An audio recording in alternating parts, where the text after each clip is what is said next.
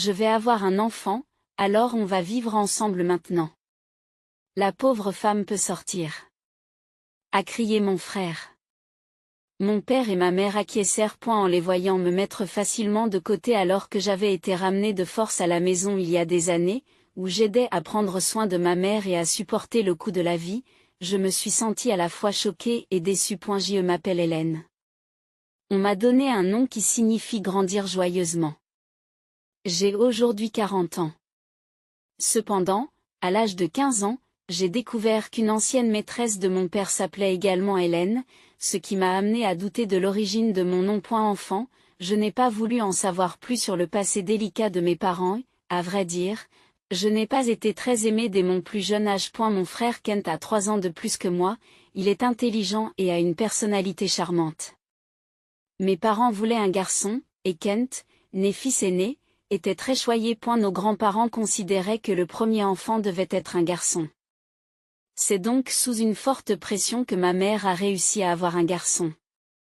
Kent était donc le plus aimé de la famille. Quant à moi, j'étais toujours habillée avec les vêtements de Kent, je recevais moins d'argent de nos grands-parents au fil des ans et je passais toujours après Kent lorsque je rendais visite à des membres de la famille. Dans des situations où l'on disait généralement « Endure-le parce que c'est ton frère aîné », j'ai été élevée dans le cadre d'une forme particulière d'éducation tardive qui disait clairement « Sois modeste et soutiens les garçons ». En réalité, j'avais l'impression qu'il n'y avait pas seulement un pas, mais plutôt 50 ou 100 pas de différence entre nous. Cependant, ma force réside dans ma personnalité naturellement brillante et directe. Mes parents ont toujours dit que je ne pensais à rien, mais si j'avais été plongée dans mes pensées, j'aurais pu devenir une personne rancunière, sombre et rancunière à l'égard de mon frère. Kent est Kent, et je suis moi, et ce n'est pas grave. Notre famille est ce genre de famille étrange. En acceptant cela, j'ai cessé de me soucier de l'attitude de mes parents. Malgré le favoritisme de mes parents à l'égard de mon frère, je leur suis reconnaissante de m'avoir élevée, et je pense en fait que mon frère, qui a eu un mauvais caractère et m'a brutalisée depuis que nous sommes enfants, fait toujours partie de la famille. Je ne l'ai jamais vraiment détesté. Cependant, ce sentiment a changé à la suite d'un événement inattendu. À la fin de la vingtaine, alors que je travaillais, mon père a pris sa retraite et ma mère, qui était femme au foyer, a commencé à vivre de sa pension. À cette époque, ma mère est tombée malade, s'est retrouvée handicapée et a eu besoin de soins. Je pensais que mon père serait à ses côtés après sa retraite et que ma mère serait tranquille. Mais cette hypothèse était naïve. Hélène, c'est trop pour moi. Reviens à la maison, a-t-il dit. Qu'est-ce qu'il y a? Je ne peux pas travailler si je pars. Je ne peux pas travailler si je rentre à la maison. Pourquoi n'essaies-tu pas un peu avant de dire que tu ne peux rien faire? Tu ne devrais pas parler comme ça à ton père. Quitte ton travail et reviens. Tu ne te soucies pas de maman? Je ne peux pas faire ça si facilement. Mon père a toujours joué le rôle de dominateur à la maison, laissant ma mère s'occuper de tout. Par conséquent, lorsqu'elle est tombée malade, il est devenu impuissant et a semblé vouloir me faire reprendre son rôle à la maison. Comme il ne peut pas travailler près de chez lui, il aurait dû lui demander de l'aide. Pourquoi s'est-il tourné vers moi, dont il ne se souciait guère, dans des moments pareils, alors que je commençais à vivre librement? Mon père a commencé à contacter mon entreprise et je n'ai pas pu me concentrer sur mon travail. Cela gênait mes patrons et mes collègues. J'ai senti leur regard froid. Malgré mon désir de poursuivre le travail que j'aimais, les appels persistants de mon père m'ont épuisé mentalement. J'ai quitté mon travail à contre-ségur et je suis rentré chez moi. Mais à mon retour, la situation à la maison était désastreuse. Mon père, sans emploi, avait trop de temps libre et commençait à s'adonner aux courses de chevaux, jouant sa pension dès qu'il la recevait. Par rapport à avant, sa consommation d'alcool a augmenté, et il buvait tous les jours tard dans la nuit, la table débordant de canettes de bière vides. Bien qu'il ait pris sa retraite peu de temps après, l'épargne pour leurs vieux jours dont j'avais entendu parler n'était nulle part. De plus, notre situation financière était assez difficile. C'est pourquoi, même lorsque j'ai suggéré de faire appel à un professionnel pour s'occuper des soins en plus des tâches ménagères, mon père a clairement évité de répondre pour cette raison. Les arriérés de factures d'eau et d'électricité continuaient, et à chaque versement de la pension, nous avions l'impression de devoir jongler avec nos finances de manière incontrôlable.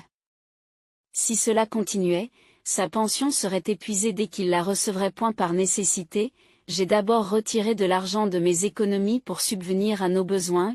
En même temps, j'ai rendu la maison accessible au fauteuil roulant pour ma mère. Plus tard, j'ai trouvé un emploi sur place.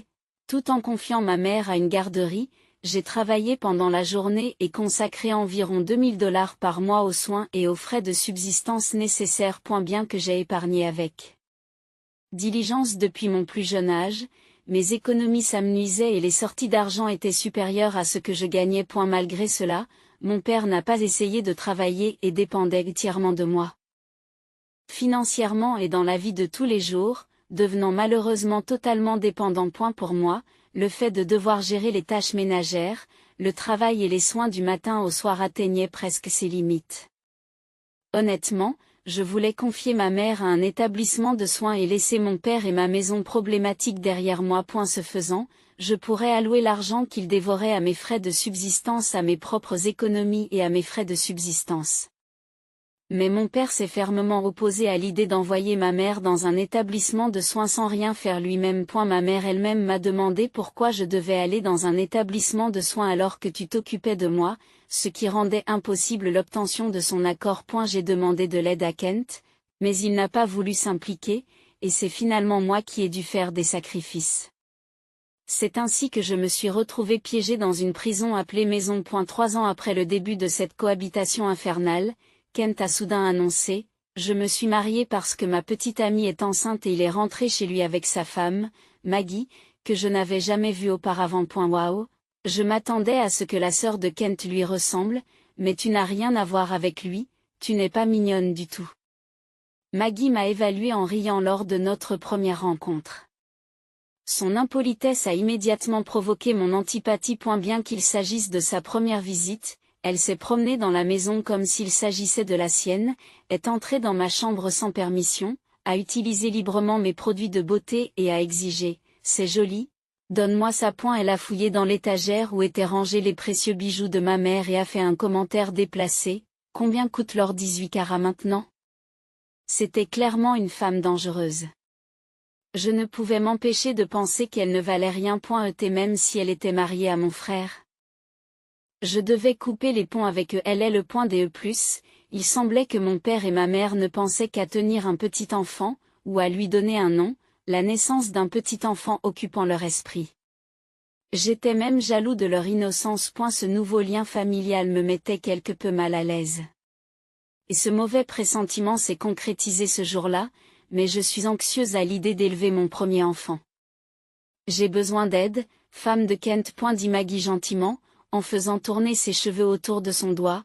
Pendant qu'elle parlait, mon père, regardant la poitrine de Maggie, suggéra avec un sourire, « Pourquoi ne pas vivre ici alors ?»« C'est vrai ?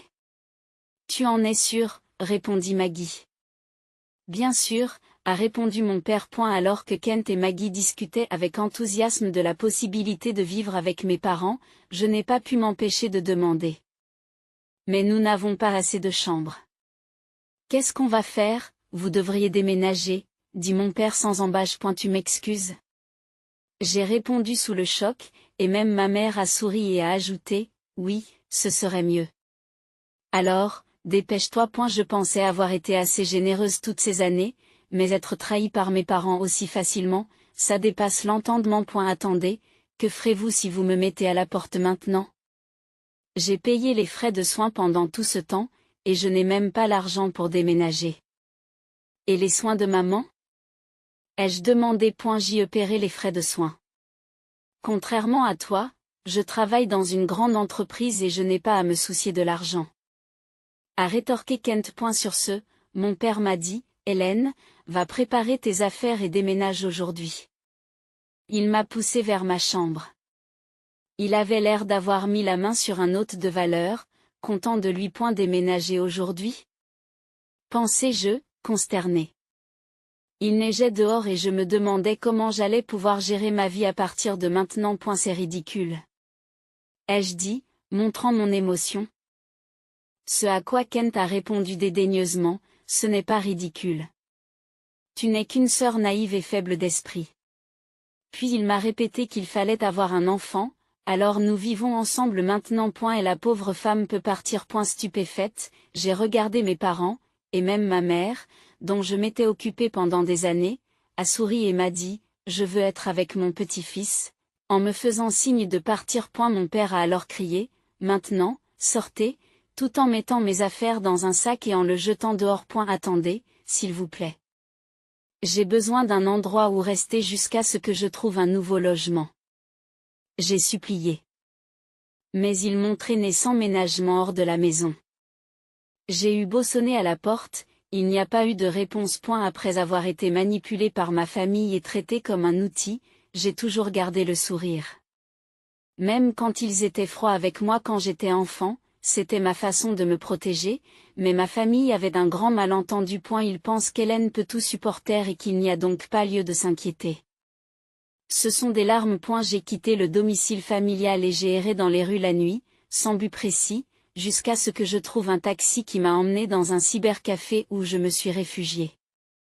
Après avoir contacté une amie locale, celle-ci a heureusement accepté de me laisser séjourner chez elle pendant un certain temps. Son soutien a été incroyablement rassurant. Avec son aide, j'ai économisé de l'argent et j'ai fini par devenir indépendante, en recommençant à vivre seule. Je n'ai pas encore économisé assez d'argent pour déménager dans un autre état, mais je garde une certaine distance pour éviter de me retrouver avec ma famille. Eh bien, tu as chien.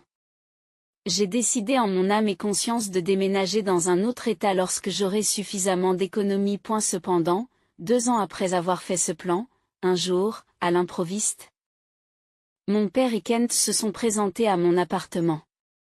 Il semble qu'ils aient trouvé mon adresse grâce aux archives publiques. Qui est là? Ai-je demandé, faisant semblant de ne pas les reconnaître. Mon père et Ken se sont alors excusés. Nous sommes vraiment désolés. Nous avons besoin d'aide. S'il vous plaît, faites quelque chose pour Maggie. Nous voulons la mettre à la porte, a plaidé mon père en pleurant. En écoutant leur histoire, il était clair que leur foyer était en plein chaos. Après que leur enfant eut un peu grandi, Maggie a dit en souriant, « Je ne veux plus vivre avec une famille aussi minable », et a chassé sa propre famille de la maison. Mon père s'était complètement laissé séduire par elle, trompé par ses paroles rusées, avait transféré la propriété de la maison à son nom. Il s'agissait moins d'une prise de contrôle que d'une cession volontaire. Les histoires que j'avais entendues m'avaient toujours donné l'impression qu'elle n'était pas à sa place. Elle prétendait être tombée amoureuse de Kent au premier regard et le poursuivait avec ferveur. Kent, qui était charmant et adorable lorsqu'il était enfant, était devenu un homme costaud et poilu, loin de l'apparence typique d'un beau garçon. Étant donné qu'elle aurait pu choisir n'importe quel homme mince et séduisant, je me suis toujours demandé pourquoi elle était attirée par lui. La vérité, c'est que ses intentions reposaient sur la richesse de Kent.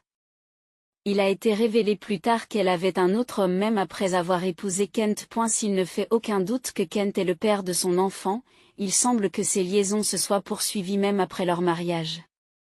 Lorsque Kent l'a découvert et l'a confronté, ils ont été mis à la porte de la maison le lendemain. On peut supposer que Maggie, prévoyant que sa liaison serait bientôt dévoilée, a habilement convaincu mon père de transférer la maison à son nom. En fin de compte, les actions stupides de ma famille les ont empêchés de passer du temps avec les petits-enfants qu'ils attendaient avec impatience. Et tout s'est retourné contre eux pour aggraver la situation. Maggie avait également utilisé la carte de crédit de ma mère sans sa permission pour acheter un grand nombre d'appareils électroménagers et de bijoux, au point de dépasser la limite de crédit. Alors que j'avais toujours dit qu'elle n'était pas digne de confiance, entendre cela était plus une confirmation de ce que je savais, qu'une surprise. Je n'ai plus de père ni de frère. Laissez-moi vous demander à nouveau, qui êtes-vous, à cet instant? Les visages de mon père et de Kent se sont vidés de leur couleur. Qu'est-ce que tu racontes? Vous nous abandonnez aussi? Après cela, maman est devenue grabataire et ne pouvait même plus utiliser son fauteuil roulant. Tu n'as pas pitié de ta mère qui a été mise à la porte? Mon père a crié. De toute façon, si tu es comme ça, c'est parce que tu as changé la propriété de la maison. N'est-ce pas? Ai-je rétorqué.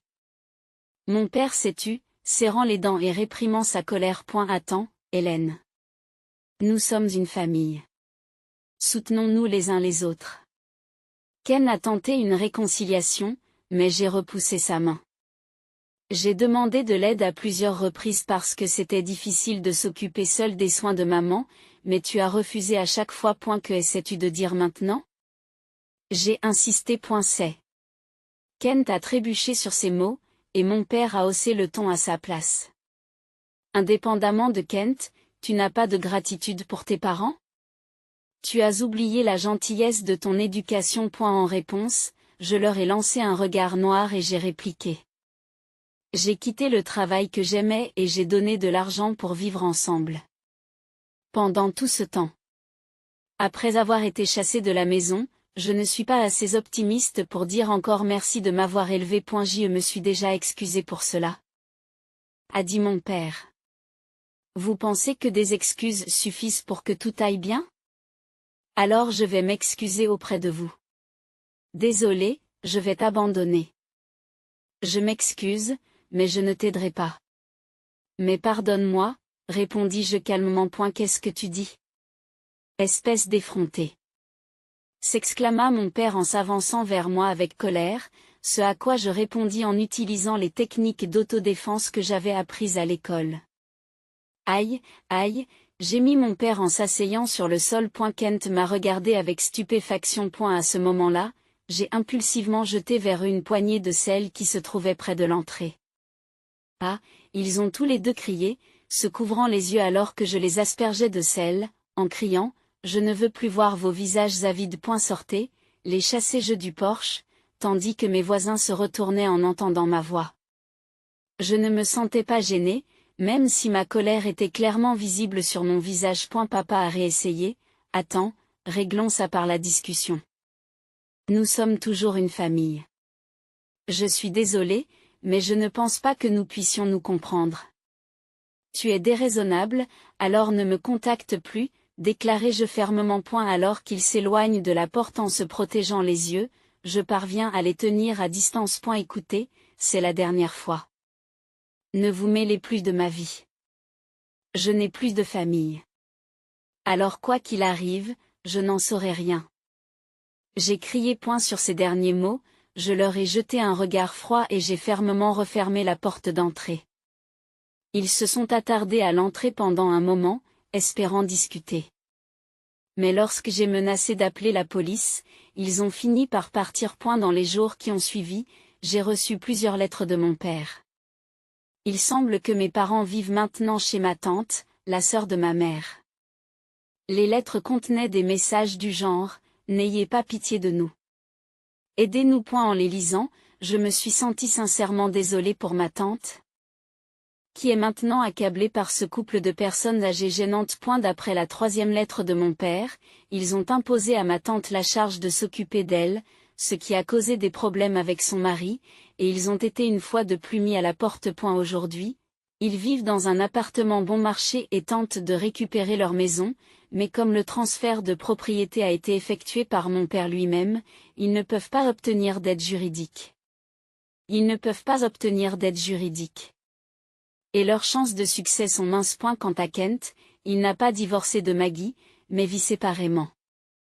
Il s'est imprudemment engagé dans une relation avec une autre femme, ce qui lui vaut aujourd'hui l'étiquette d'infidèle. Cette femme était une amie de Maggie, ce qui aurait pu être un piège, mais il n'y a aucune preuve. Les pourparlers de divorce ont commencé lorsque Kent a prétendu que la famille s'était effondrée à cause de l'infidélité de ma femme et qu'il demandait une compensation. Maggie a répliqué en disant qu'il n'y avait aucune preuve que je l'avais trompée en élevant notre enfant. En fait, c'est mon mari qui a été infidèle, et elle réclame maintenant une somme importante au titre du partage des biens et de la pension alimentaire en raison de cette infidélité non prouvée. Les négociations sur le divorce sont au point mort et s'enfoncent dans les difficultés. C'est une situation désordonnée et effrayante. C'est presque une blague. Entre-temps, après plusieurs changements d'emploi, j'ai fini par épouser une personne rencontrée au travail. Comme il s'agissait d'une histoire d'amour sur le lieu de travail, nous étions prudents et ne voulions pas être vus en public. A eu lieu de cela, nous avons loué des appartements à proximité l'un de l'autre et nous avons pratiquement vécu ensemble, en passant la plupart de nos journées chez l'un ou chez l'autre. Une sorte de semi-cohabitation. Un jour, en toute décontraction, il m'a dit « Et cette actrice s'est enfin mariée. Devrions-nous nous marier aussi ?» Sa proposition légère reste un beau souvenir, car nous sommes tous les deux des gens simples, une grande surprise n'était pas nécessaire, et j'ai apprécié cela. Comme je suis quelqu'un qui ne réagit pas beaucoup, j'aurais été désolé pour lui s'il avait opté pour une grande surprise. La vie vous réserve vraiment des surprises. 2 ans après le début de notre mariage, j'ai eu la chance d'avoir des triplés. N'ayant pas de frères et sœurs, je n'avais pas l'habitude de m'occuper de jeunes enfants. Il est déjà difficile de s'occuper d'un enfant, mais encore plus de 3. J'ai commencé à me plaindre. Heureusement, mon mari et sa famille étaient là pour nous soutenir avec enthousiasme. J'ai donné naissance à un garçon et à 2 filles. Lorsque j'ai appris la nouvelle, j'ai juré de les aimer de la même façon. Mais ce n'était pas nécessaire, car j'en suis venu naturellement à les aimer profondément tous les 3. Avec 3 enfants, il n'est pas toujours possible de gérer une attention égale, comme de se tenir la main. Dans ces moments-là, je dirais qu'il faut faire 100 pas chacun. Au bout de 100 pas, nous passons d'un côté à l'autre, pour que cela reste amusant. Cependant, les enfants sont capricieux et disent parfois « Aujourd'hui, je veux tenir la main de papa à la place ». Néanmoins, il semble qu'ils aiment leur père et leur mère de la même manière, ce qui est ma plus grande joie. À l'avenir, j'espère construire un foyer où tout le monde sera heureux, comme mon nom l'indique. Alors que je pensais cela, j'ai remarqué que les triplés gribouillaient hardiment sur les murs de notre nouvelle maison avec des crayons de couleur. Oh, arrêtez ça. Cela ne va pas faire plaisir à papa et maman. Oh là là, ils sont si proches et font les mêmes bêtises ensemble. Ah, maintenant les murs sont colorés. Tandis que je nettoie les graffitis, des souvenirs d'enfance me reviennent en mémoire. Une fois, mon frère et moi avons gribouillé sur le mur, mais il a été le seul à être grondé. Quant à moi, on m'ignorait, comme si je n'existais pas. Aujourd'hui, en observant mes propres enfants, je me rends compte qu'il est juste de les gronder équitablement. Lorsque mon mari rentre à la maison et me voit faire le ménage, il rit et dit « C'est dur, mais leur créativité est vraiment remarquable et ils m'aident à nettoyer. » Cette expérience me fait chaud au cœur. Voilà ce qu'est la famille. Est se soutenir mutuellement, parfois réprimander, parfois féliciter, mais surtout s'aimer. Dans cette famille, je vis des choses que je n'ai jamais vécues dans mon enfance. Notre triplé s'est approché de nous calmement, en disant qu'il était désolé, et je l'ai pris dans mes bras en lui disant gentiment que la prochaine fois, il fallait dessiner sur un éperon. De nombreux défis nous attendent. Mais avec cette famille, j'ai le sentiment que nous pouvons tout surmonter. Ma vie commence vraiment ici. Demain, nous dessinerons ensemble sur une grande feuille de papier. Nous en garderons un merveilleux souvenir. Sur cette pensée, nous commençons à préparer le dîner en famille. Aujourd'hui aussi, je suis reconnaissante d'avoir vécu une autre journée heureuse.